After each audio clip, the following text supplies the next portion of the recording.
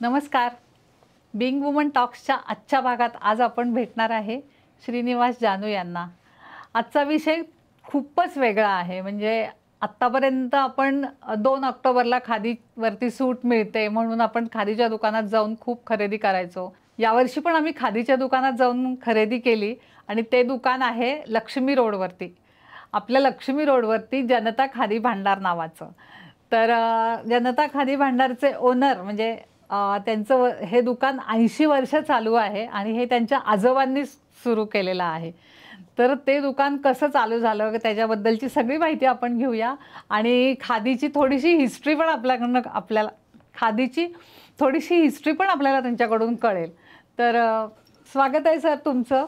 नमस्कार. आणि तुमचं दुकान कधी सुरू झालं, कसं सुरू झालं, कधी कोणी सुरू केलं ह्याच्याबद्दलची माहिती सांगा आम्हाला.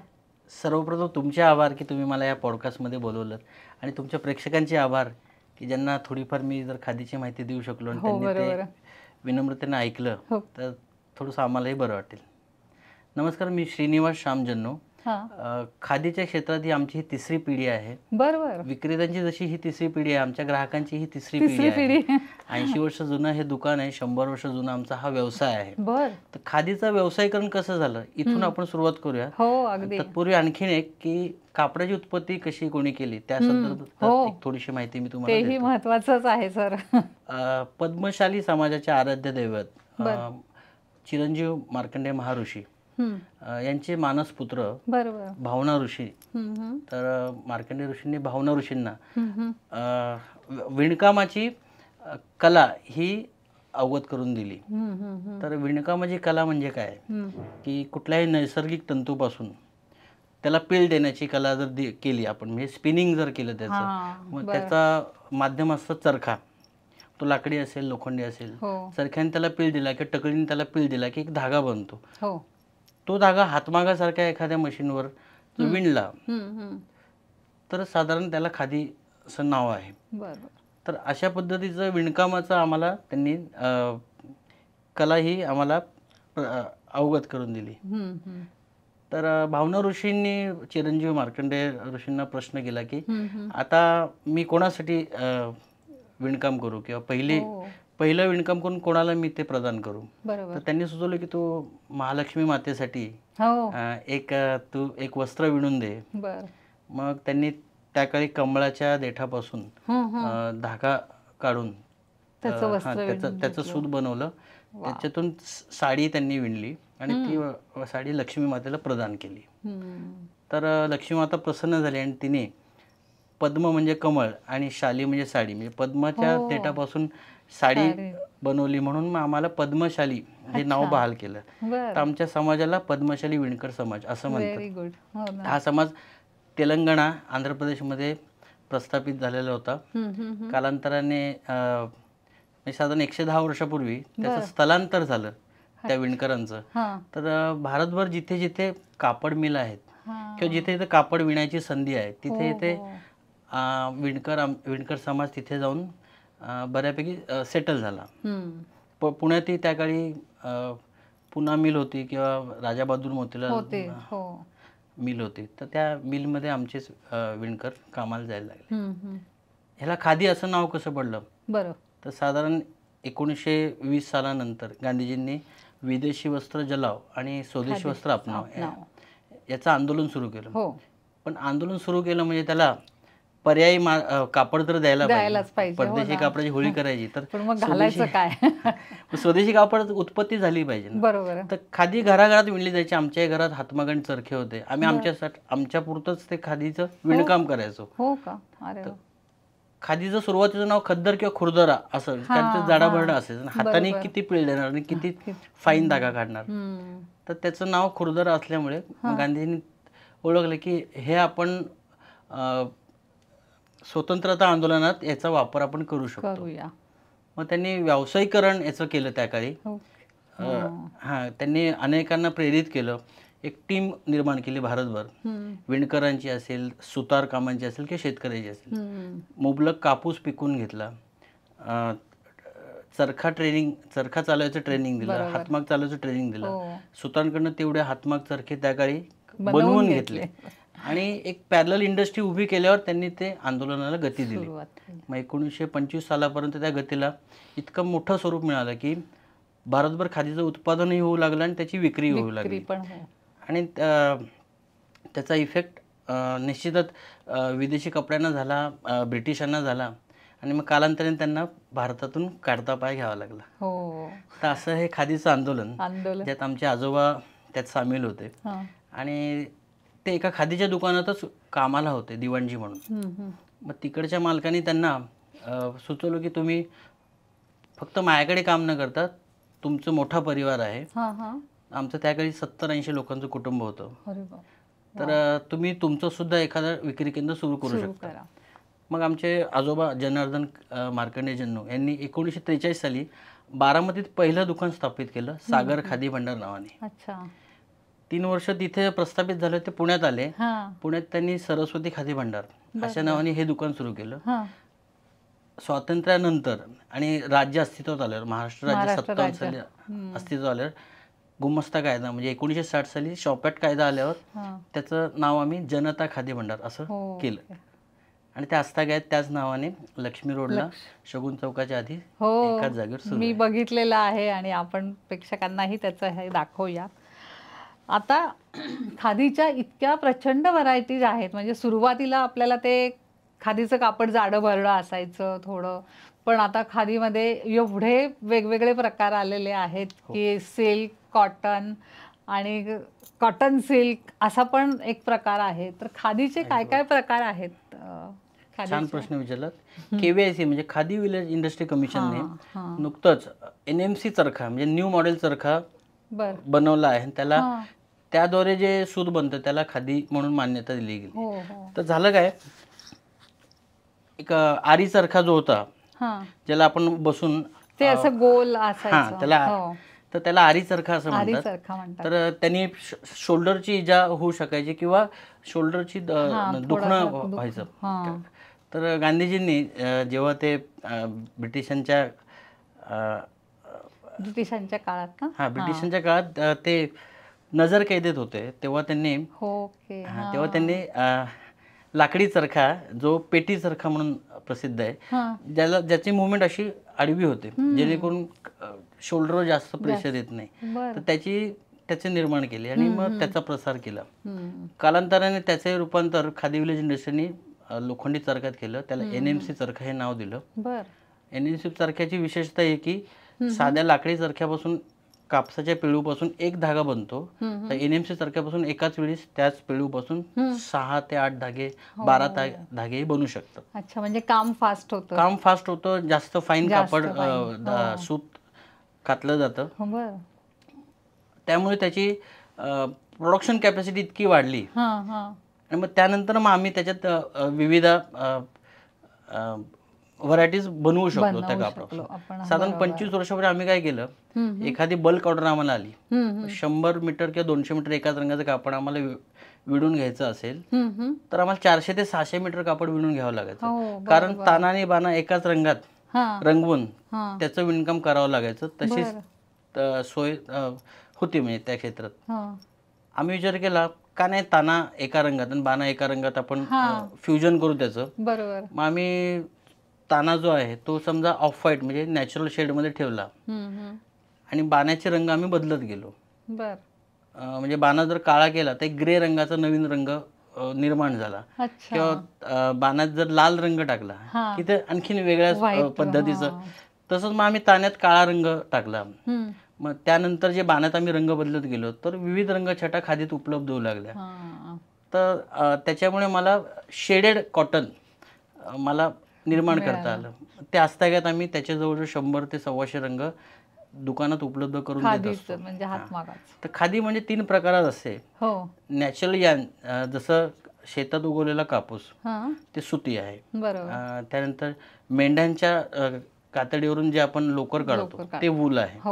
त्यानंतर जंगलात जे कोकून आढळतात किंवा रेशमी किड्यांची पैदास करून तुतीची झाडं लावून आपण रेशीम जे उत्पादन करतो ज्याला मालबरी सिल्क असं नाव आहे. तर हे 3 नॅचरल यान किंवा तिन्हीपैकी कुठलं तरी एक यान घेऊन त्याचं जर चरख्याने सूत कातलं आणि त्याला हातमागावर विणलं तर जे काही कापड बनेल त्याला खादी हे नाव आहे. बरोबर.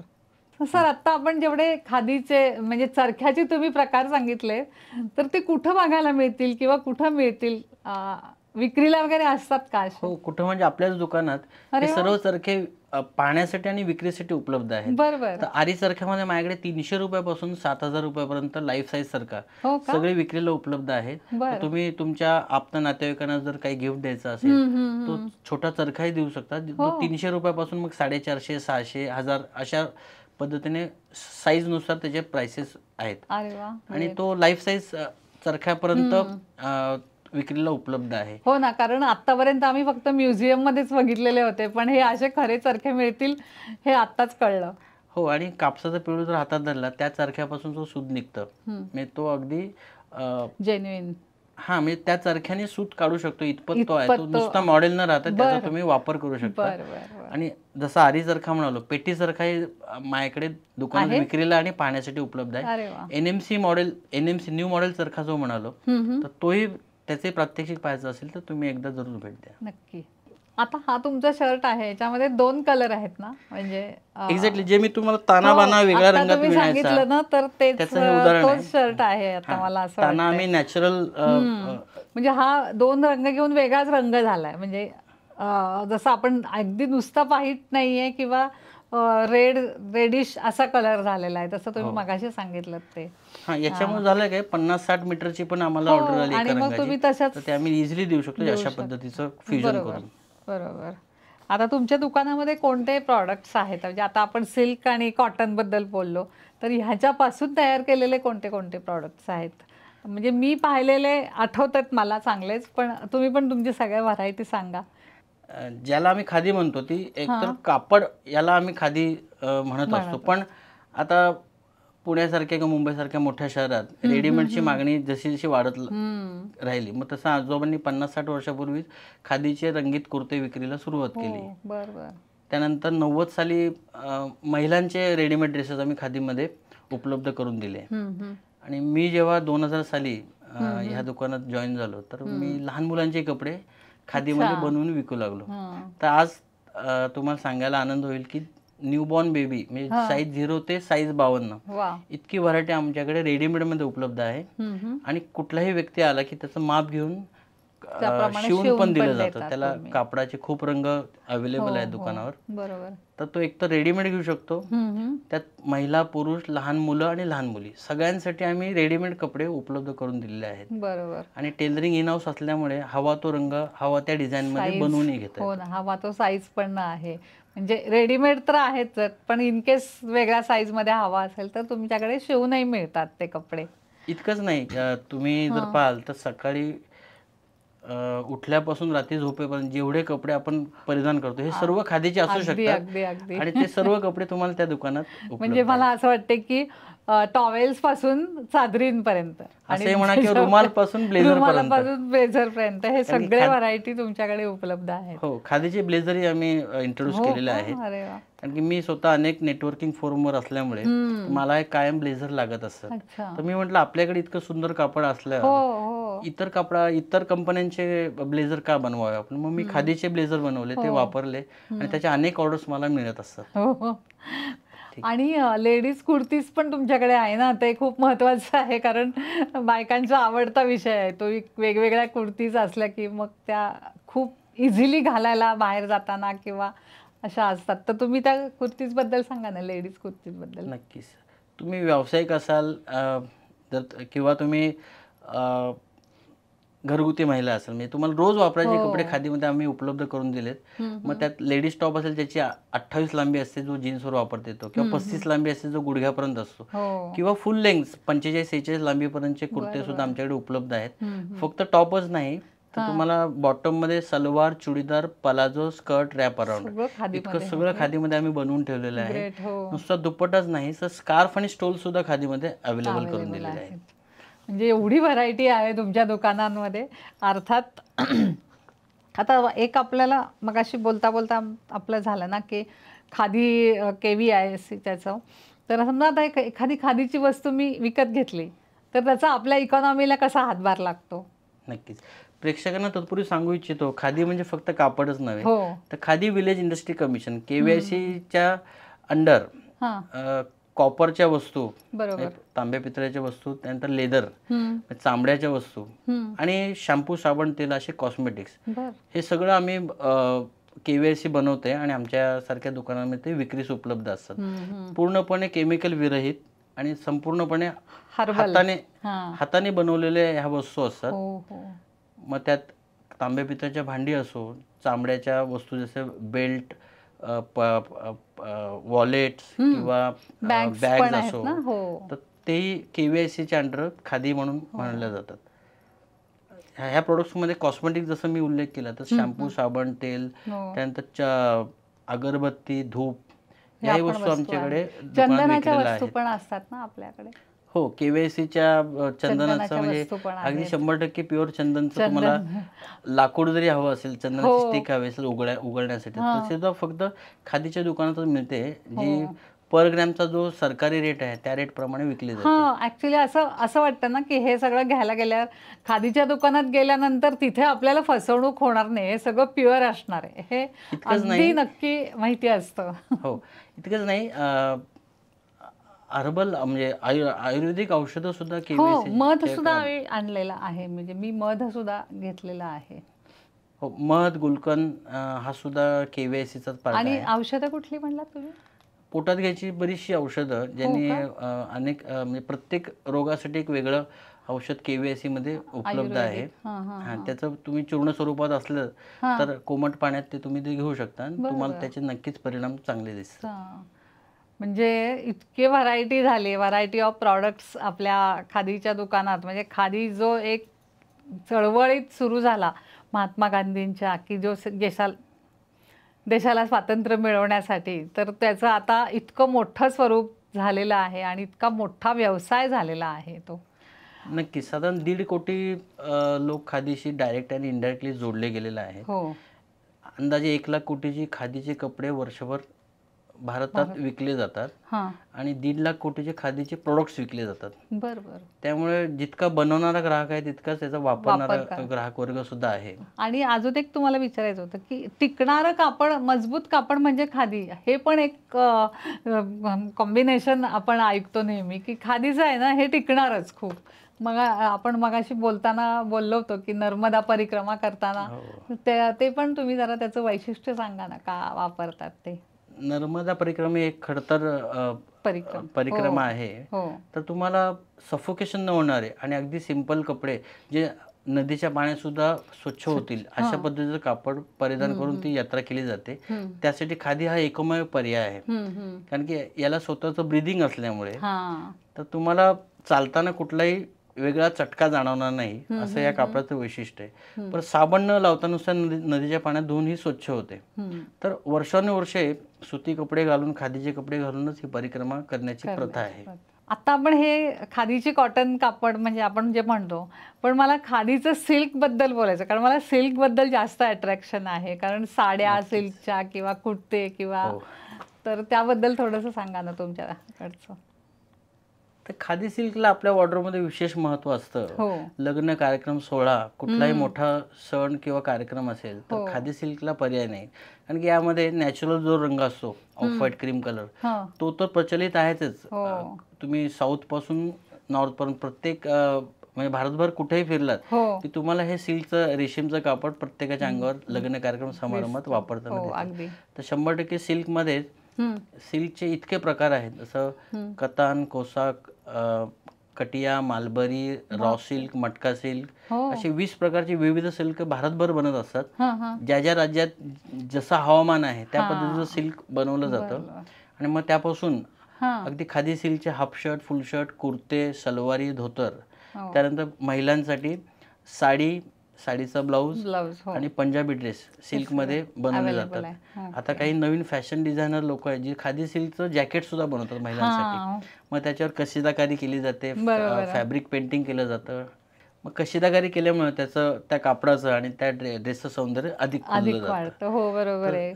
आणि मला वाटते तेच त्या सिल्कवरती जर हाताने काही कशिदा वगैरे केला तर त्याला अजूनही जास्त डिमांड आहे मला वाटतं. भारतीय हस्तकला ही जगप्रसिद्ध आहेच हां, आहे. बरोबर. पण हस्तकलेचे रूप तुम्हाला सुती कापडावर किंवा हातमागाच्या विणलेल्या सिल्कच्या कापडावर जास्त खुलून दिसतात. हां. त्याचं कारण आहे, जेव्हा चरख्यावर आपण कुठलंही सूत काढतो, सिल्क असेल, वुलन असेल किंवा कॉटन असेल, तर त्याची जी स्ट्रेंथ आहे ती हातमागावर विणण्यासाठीच बनलेली आहे. बरोबर. म्हणजे तो धागा पॉवरलूमवर किंवा मशीनवर चालू शकत नाही. अच्छा. त्यामुळे ही पूर्ण इंडस्ट्री जी शेतकऱ्यापासून वर सूत कातणाऱ्यापासून हातमागानंतर त्याच्यावर हस्तकला जी होणार आहे, हां, हां. ही सगळी पॅरलल इंडस्ट्री ही खेडेगावात, गावखेड्यात चालते. भारतभर प्रत्येक राज्यात त्याचे कारागीर आहे, ज्याला आता आपण आर्टिसन्स असं म्हणतो. आर्टिसन्स, तर बरोबर. ही इतकी मोठी इंडस्ट्री आहे आणि या कलेला मागणी जगभर आहे. जोपर्यंत तुम्ही त्या हस्तकलेचा एखादा कुर्ता स्वतः परिधान करत नाही, तोपर्यंत त्याची तुम्हाला गोडी चाकता येणार नाही. मी आव्हान करतो की तुम्ही आमच्यासारख्या प्रत्येक खादीच्या जुन्या दुकानात जावा, जिथे हस्तकलेला प्राधान्य दिलेलं असतं. नक्कीच, नक्कीच. आणि थंडीसाठी सुद्धा आपले वुलनचे कपडे जे असतात ते खादीचे खूप जास्त लोक घेतात. म्हणजे अगदी शालीपासून कुर्त्यांपर्यंत सुद्धा ते वुलनचे कपडे अगदी पॉप्युलर आहेत. तुमच्या दुकानात पण हे आहेत सगळे कपडे? हो, नक्कीच. आमच्या लहानपणी पुणे हे थंड हवेचे ठिकाण म्हणायला जायचं, कारण की आम्ही सुद्धा लहानपणी 6-6 महिने स्वेटर घातलेलं आहे. इतकी थंडी पुण्यात असायची. तर त्या थंडीपासून संरक्षण देण्यासाठी खादी वूलचे आमच्याकडे तागे असायचे. तर त्या ताग्यांपासून बरेच जण हाफ शर्ट, फुल शर्ट, झब्बा किंवा लेडीज टॉप आपापल्या पद्धतीचे कपडे करून घेते. आणि त्याला खूपच ऊब असते. म्हणजे अगदी काश्मीर पासून म्हणजे जो हिमालयातली सगळी राज्य आहेत तिथे सुद्धा मला आठवतंय की खादीचे दुकान आणि तिथली वूल सगळ्यात गरम आणि छान, म्हणजे वापरायला चांगली आहे. आणि आता जे तुम्ही सगळं सांगितलं त्याच्यावर मला असं वाटतं की हे सगळं इको फ्रेंडली पण आहे, की कापसापासून बनवलेलं, सिल्कपासून बनवलेलं हे सगळं इको फ्रेंडली वाटते. म्हणजे आपण पर्यावरणातूनच हे सगळं घेतोय. नक्कीच. खादीची जी चेन आहे, म्हणजे कापसापासून तुमच्या वॉर्डरोबच्या कुर्त्यापर्यंत, ही संपूर्ण कार्बन फुटप्रिंट न सोडणारी चेन आहे. कुठल्याही पद्धतीचं कार्बन फुटप्रिंट होत नाही, कारण की खादीची संकल्पना आहे की विदाऊट इलेक्ट्रिसिटी तुम्हाला खादी विणायची. आता जरी मी न्यू मॉडेल चरखाचा उल्लेख केला, त्या NMC चरख्याला आता सोलरची पॉवर दिली गेली आहे. की झालंय काय की हाताने दट्ट्या फिरवण्यापेक्षा सोलरवर तो दट्ट्या फिरवायचा, त्यासाठी एक आपण मोटर दिलेली आहे. पण ज्याच्यामुळे प्रोडक्शन वाढवणे हा एकच हेतू आहे. आणि तिथे सुद्धा आपण कार्बन उत्सर्जन होत नाही हेच पाहत आहोत. मग चरख्यापासून जो सूत काढलेला आहे, हातमागावर विणल्यामुळे हातमागाला इलेक्ट्रिसिटी लागत नाही. बरं, तुम्ही जे कपडे रेडीमेड घेता आमच्याकडून किंवा शिवून घेता, त्यानंतर तुम्हाला वापरताना सुद्धा त्याचं झिरो उत्सर्जन आहे, कारण की त्याला मॅनमेड फायबर किंवा पॉलिस्टर फायबर नसल्यामुळे उत्सर्जन असं काही नाहीये. आणि धुताना सुद्धा जसं मी सांगितलं की नदीच्या पाण्यात स्वच्छ होणारे हे कापड असल्यामुळे कार्बन फुटप्रिंट कुठल्याही स्टेजवर ते नसतं. तर सर्वात इको फ्रेंडली कापड म्हणून याचा तुम्ही उल्लेख करू शकता. तसंच सर्वात वर्सेटाईल फॅब्रिक म्हणजे एका खादीच्या ताग्यापासून रुमाल ते ब्लेझर कमीत कमी 25 प्रकारचे कपडे तुम्ही बनवू शकता. आपण सुरुवातीला म्हटलं तसं रुमाल ते ब्लेझर आणि सकाळचं टॉवेल ते चादरी, रात्रीसाठी चादर, असं दिवसभर आपण खादी वापरतोच.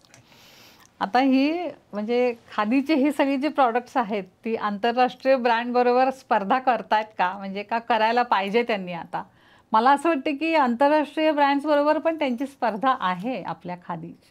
कारण खूप तुम्ही जे म्हणलात की सगळे इथे पुण्यात तुमच्याकडे खूप बाहेरचे लोक, फॉरेनर लोक येऊन ह्याच्या खरेदी करतात.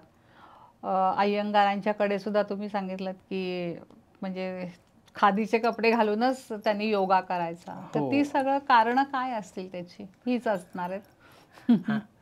आमच्या आजोबांच्या काळात अय्यंगार योगगुरू स्वतः खादीचे किंवा सुतीचे कपडे वापरून योग शिकवायचे. आणि त्यांच्याकडे जे अमेरिकन किंवा ऑस्ट्रेलियन शिष्य योग शिकायला यायचे, तर त्यांना ते सांगायचे की तुम्हाला योग करताना खादीचे किंवा सुतीचेच कपडे घालायचे आहेत. तर अय्यंगार योगगुरू असोत, ओशोचे रजनीज असोत, किंवा आपले बालाजी तांबे असोत, किंवा कबीरबागचे करंदीकर असोत, ह्या सर्वांनी कायम त्यांच्या रोजच्या प्रॅक्टिसमध्ये खादीच वापरलेली आहे. कारण ती ब्रीथ करते खादी, आणि आपल्याला हे सगळं करताना तो कम्फर्ट पाहिजे असतो, म्हणून आपण म्हणजे त्या लोकांनी ही खादी रेकमेंड केलेली आहे त्याच्यासाठी. खादीची उत्पादनं म्हणाल ती आंतरराष्ट्रीय तोडीचीच असतात. कुठलंही केमिकल न वापरता हे कपडे बनवलेले असतात. ते महत्वाचं. त्यामुळे भारतीयच नाही, परदेशी लोकांना सुद्धा खादीची आणि खादीच्या प्रोडक्टची भुरळ आहे. आणि KVICने, खादी विलेज इंडस्ट्रीने बरंचसं उत्पादनांमध्ये इतरही मॉडिफिकेशन केलेले आहेत. जसं पॅकेजिंग आजकाल लागतं त्या पद्धतीचं पॅकेजिंग उपलब्ध करून दिलेलं आहे. अट्रॅक्टिव्ह बॉटल्स दिल्यामुळे लोकांचं खादीकडे पाहण्याचा दृष्टिकोन आता निश्चितच बदललेला आहे. तर लवकरच तुम्ही खादी हा ब्रँड जगभरात पाहाल. जिथे जिथे सफोकेशन होते, जिथे जिथे कोस्टल एरियाज आहे, जिथे जिथे ग्लोबल टेम्परेचरमुळे तापमान वाढीचा सामना करावा लागतोय, त्या प्रत्येकाला खादी हे सुदिंग फील देणार आहे. तर आता भारतातच नाही तर जगभरात खादीचा नावलौकिक नक्कीच होईल. आणि आपण तशी हे आशा पण करूया. आता अगदी शेवटचा जो प्रश्न होता आणि त्याला अगदी बरोबरच आता उत्तर मिळालं की जिथे जिथे तुम्हाला अनकम्फर्टेबल वाटेल तिथे तुम्ही खादीचे कपडे घाला आणि त्यावेळेला तुम्ही बघा की तुम्हाला किती फरक पडतो ते. तर आज आपण इतक्या गोष्टी नवीन जाणून घेतलेल्या आहेत की खादीबद्दलच्या पण घेतल्या आहेत आणि नंतर ती खादी तयार कशी होते, हिस्ट्री, ह्या सगळ्या गोष्टी खूप छान पद्धतीने तुम्ही सांगितलेल्या आहेत. आणि नक्कीच आता तुमच्या दुकानात म्हणजे मी तर येऊन गेलेलीच आहे, पण अजूनही हे सिल्क वगैरेचे वेगवेगळे प्रकार हे पण मला आता एक्सप्लोअर करायचे आहेत. तर खूप धन्यवाद सर, तुम्ही इथे आलात आणि आमच्या सगळ्या प्रेक्षकांना खादीबद्दलची इतकी माहिती दिलीत. तर खूप धन्यवाद. तुमचे पुनश्च आभार आणि तुमच्या प्रेक्षकांचे आभार. थँक्यू.